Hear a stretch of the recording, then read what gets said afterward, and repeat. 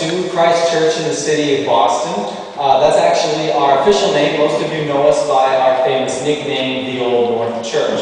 This church was built in 1723. It is the oldest standing church building in Boston today. Now, the first thing you probably noticed when you came in here are these box pews in which you are seated. Now, the idea behind this setup was actually to keep parishioners warm. They would do this through bringing these metal boxes in the windowsills that you see from home. They would fill them with hot coals or a hot brick. They would place them on the floor of their pew, close the door, and theoretically the high walls would help to contain the heat and keep out the draft. Now, the pew system back then was different from what it is today when they have service here, because back then parishioners actually had to pay a rental fee for their pew. And as you may imagine, the closer they were to the front, the more expensive their pew would be. However, once you bought your pew, you could actually decorate it however you wished. And this one to my right is an example. Most of you probably won't be able to see it from where you are right now, so feel free to take a look after I'm done. But when you do take a look, just keep in mind that this is how each and every one of these pews would have looked in the 1700s. Now, the Old North is not famous for its pews or its general architecture.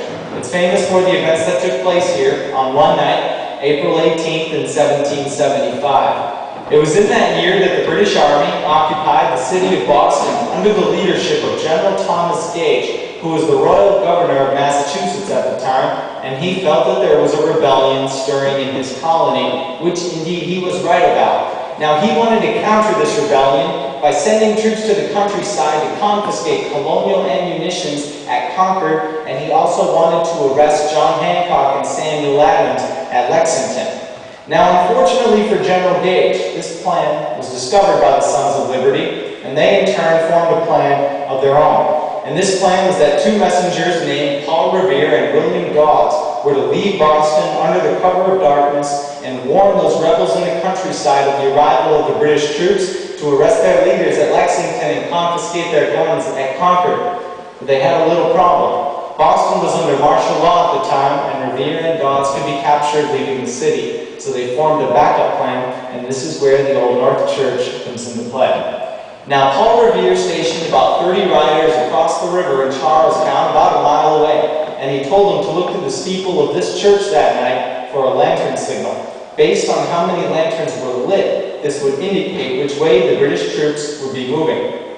So if one lantern was lit, they would be going around the Boston Neck through Cambridge by land. If two were lit, they could be ferried directly across the Charles River by boat. And it was 80 years later that Longfellow summed this up as one if by land and two if by sea. Now, contrary to popular belief, Paul Revere was not the one to hang these lanterns, nor was he on the other side of the river looking for the signal. The men who hung the lanterns were named Robert Newman and John Pulling Jr. Robert Newman was the 23-year-old caretaker of the church and the only man with the keys to this building. John Pulling Jr. was part of the church vestry and was a wealthy member of the Sons of Liberty. So Revere came here that night, or he sent someone in his place to deliver the news to Robert Newman that the British troops would, after all, be moving across the Charles River. So Revere left the church, headed down to the banks of the Charles River, where he hopped in a rowboat and headed across to Charlestown to pick up his horse and make his midnight ride to Lexington to warn John Hancock. But while Paul Revere was in the middle of the river, or before he even left Boston, we're not quite sure, but sometime during this period of about an hour, Robert Newman and John Pulling went up one of those two staircases in the back. They accessed the door behind the organ and climbed 8 stories through the interior of the steeple to the topmost window and held 2 lanterns out for just under a minute, signaling that the British troops were crossing the Charles River.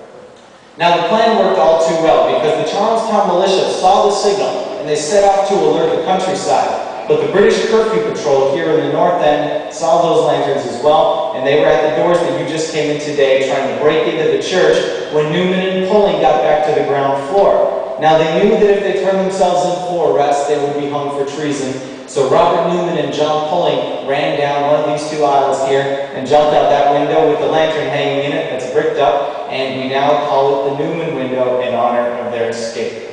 So Newman made it home safely that night to his family, but he was arrested the next day under suspicion because he was the only man with keys to the building, making him a good suspect. But Robert Newman was released a short time later due to a lack of evidence, and ultimately thanks to the curfew rule, which ended up working in his favor because there weren't any witnesses on the street to help convict him.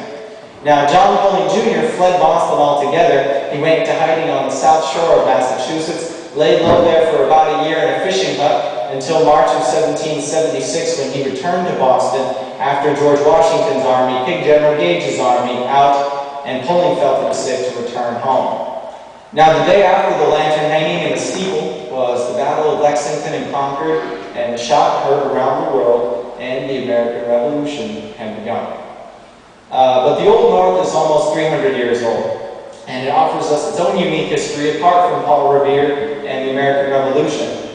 One thing I like to point out are those four angels that stand in the back there in front of the organ.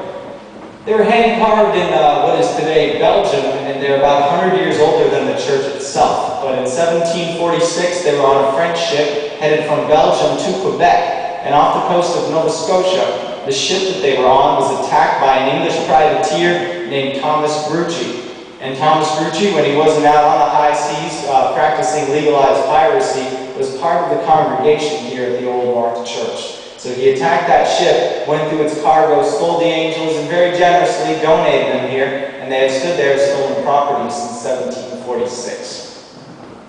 Directly below your feet, there's a crypt with 37 tombs that contain about 1,100 bodies. Many of them were those who died at the Battle of Bunker Hill and Breed's Hill during the Revolutionary War, British and American soldiers. Many were also former members of the church, including pastors and wealthy members of the congregation.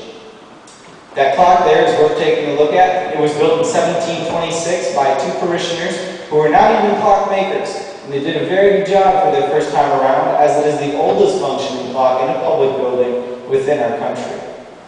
Now, last but certainly not least, at the end of the center aisle, you will see a wooden box with the initials carved CC on it. This stands for Christ Church, and the date 1724 is written below it. This is the church's original document holder and donation box. Like our clock, it does still work today. And we do ask you for any small donations that you might be willing to give. As a historic site, we don't charge admission, and we do rely on donations here to keep our doors open and free to all of you. We also have a great gift shop next door where you can find t-shirts, postcards, and of course, tax-free tea. If you have any questions, my name is Colin, Stacy's in the back, and we'll both be happy to answer any questions you may have. Thank you very much for coming by, and if you're not a local, enjoy your stay in Boston.